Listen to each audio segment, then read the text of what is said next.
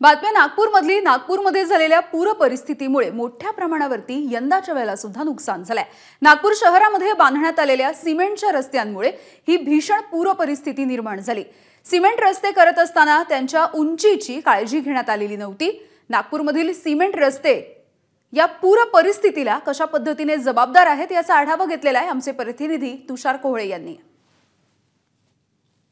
काल नागपूरमध्ये झालेल्या अतिवृष्टीमुळे नागरिकांचं व्यापाऱ्यांचं किती मोठं नुकसान झालं याचे चित्र आता आज पुढे यायला लागलेले आहे। सध्या आम्ही मानेवाडा भागामध्ये आहे आणि इथे जर का तुम्ही बघितलं तर गणेश स्कूल बॅग हाऊस आहे, गणेश एंटरप्राइजेस यांच्या आतमध्ये या दुकानाचं जर का चित्र बघितलं तुमच्या लक्षात येईल की किती मोठं नुकसान झालेलं आहे। इथे स्टेशनरीचं साहित्य होतं, त्यानंतर क्रॉकरीचं साहित्य आहे, सोबतच इतरही साहित्य हे विकतात। आतमधल्या दृश्यावरून तुमच्या लक्षात येईल हे बघा, पावसामध्ये काल जे सगळं साहित्य भिजलं दुकानाचं ते आपल्याला पाहायला मिळतात। साधारण या दुकानाच्या आतमध्ये 4 फुटापर्यंत पाणी होतं आणि आतमधले टेबल असेल, खुर्च्या असेल त्या पाण्यामध्ये तरंगत होते।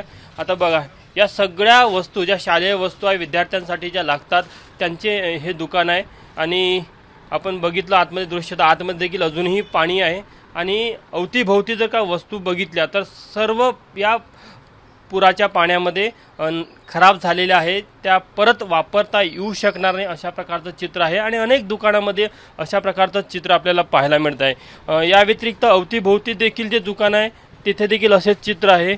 हे बघा, ज्या वस्तू इथे पडलेल्या आहे हे छोटे छोटे जे व्यापारी आहे यांचं प्रचंड असं नुकसान झालेलं आहे। शालेय साहित्य आहे हे सर्व आणि यामध्ये ज्या प्रकारचं हे दृश्य आपल्याला इथे पाहायला मिळतं त्यावरून तुम्हाला लक्षात येईल की नागपूरमध्ये काल जी अतिवृष्टी झाली त्यामध्ये व्यापाऱ्यांचं दुकानदारांचं किती मोठं नुकसान झालेलं आहे। बाजूला देखील एक किराणा दुकान आहे। किराणा दुकानाचा जरी विचार करायचा झाला तर तिथे आतमध्ये देखील मोठ्या प्रमाणामध्ये नुकसान झालेलं आहे।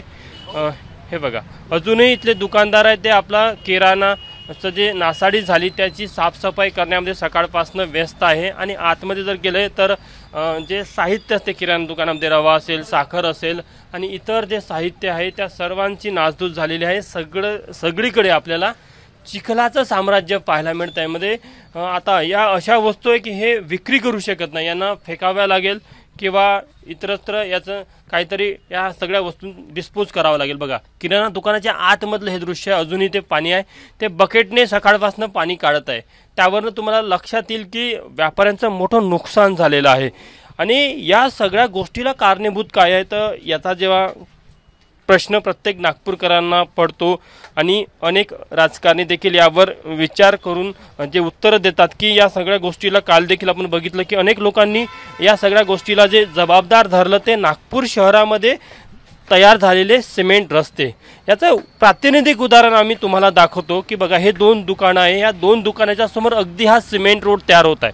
जर का तुम्ही बघितलं ना तर या सिमेंट रोडची उंची बघा, या सिमेंट रोडची उंची जी साधारण आहे ती जवळपास 2 फूट उंच आहे। जेव्हा हा मूळ रस्ता इथे होता डांबरी तेव्हा हेच दुकानं डांबरी रस्त्याच्या वर होते, मात्र जेव्हा इथे सिमेंट रोड बांधला जात आहे आता तर या सिमेंट रोडमुळे या रस्त्याची उंची 2 फुटाने वाढलेली आहे।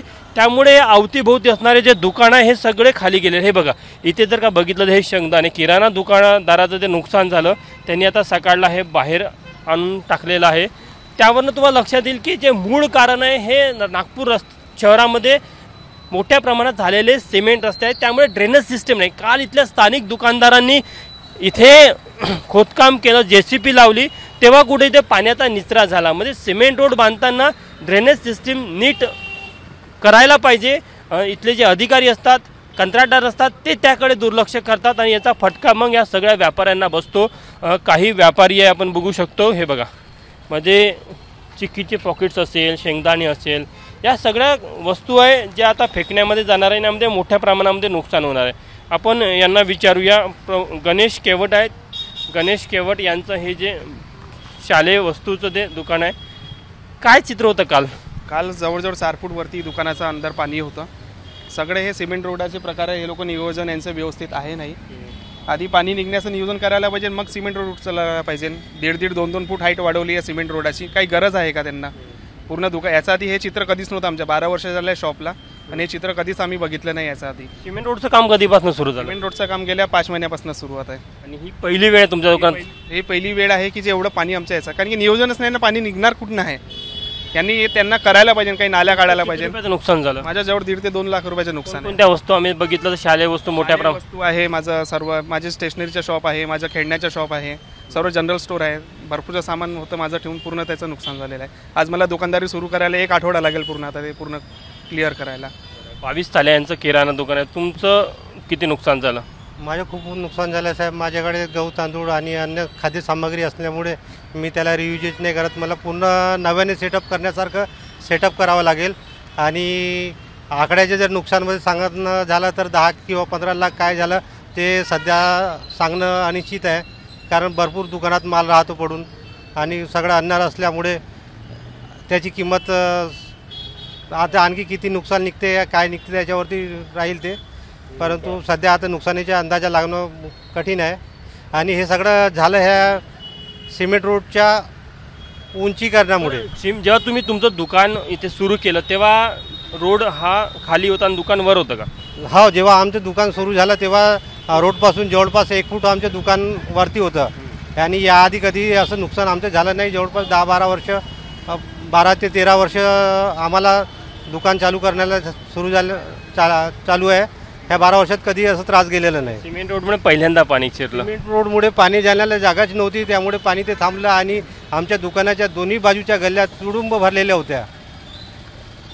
म्हणजे जर का तुम्ही बघितलं ना तर खरं तर सिमेंट रस्त्याचं जे काम करतात तेव्हा त्याचं खोदकाम करत नाही. जो जुना डांबरी रस्ता असतो त्यावरच सिमेंट रस्ता तयार केला जातो. त्यामुळे रस्त्याची जी उंची आहे ती साधारण 2 फुटापर्यंत वाढते. आणि अवतीभोवती जे ड्रेनेज लाईन टाकायला पाहिजे त्या देखील नीट नसतात.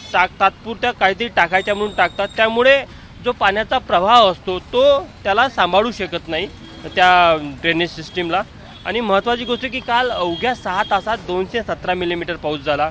पाऊस जरी मुसळधार असला तरी ड्रेनेज सिस्टीमची ती क्षमता असते की त्यामधनं पाण्याचा निचरा होऊ शकतो. मात्र अशा प्रकारे नियोजनबद्ध नसलेली जी कामं सध्या नागपूर शहरामध्ये सुरू आहे त्यामुळे व्यापाऱ्यांना असेल, दुकानदारांना असेल, अनेक नागरिकांना असेल याचा मोठा फटका बसलेला आहे. कॅमेरामॅन व्यंकटेश नायडूसह तुषार कोहळे, एबीपी माझा, नागपूर. एबीपी माझा, उघडा डोळे बघा नीट.